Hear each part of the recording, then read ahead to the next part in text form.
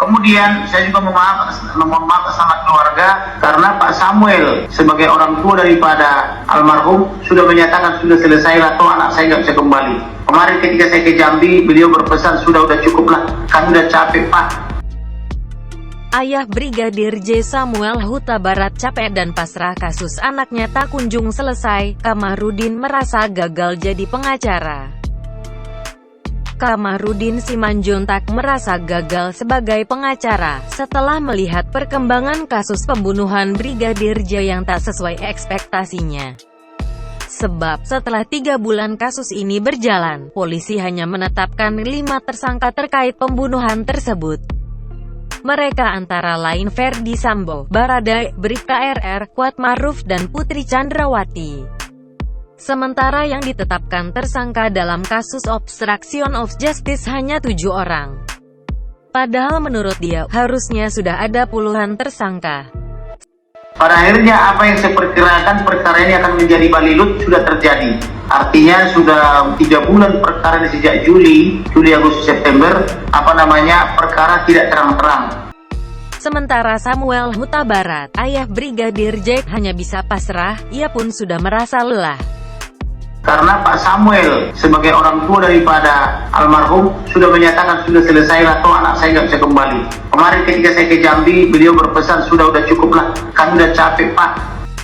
Kamarudin mengungkapkan, perjuangannya selama ini agar almarhum Brigadir J mendapat keadilan nyaris tak membuahkan hasil. Padahal ia sudah memberikan semuanya untuk pengusutan kasus Brigadir J. Sekarang ini sangat mengecewakan. Saya betul-betul minta maaf, saya sudah berjuang dengan mengorbankan segalanya, baik pikiran, materi maupun waktu.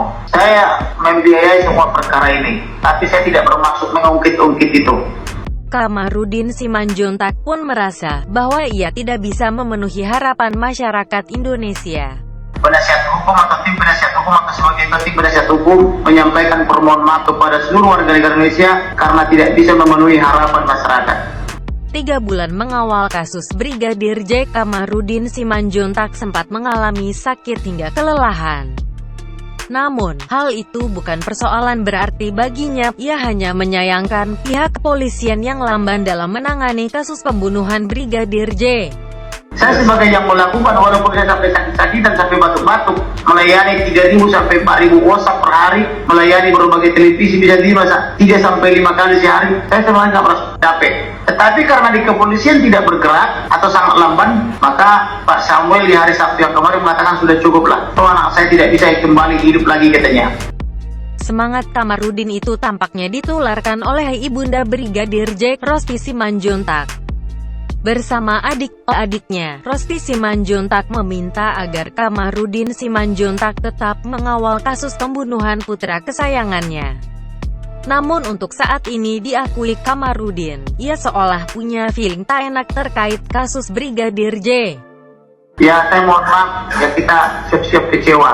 Karena sampai dengan sore hari ini, perkaranya hanya muter-muter di situ saja dan Presiden tidak melakukan apa-apa, kecuali mengatakan buka seterang-terangnya sebanyak 4 kali. Tetapi belum ada action yang nyata dari Presiden.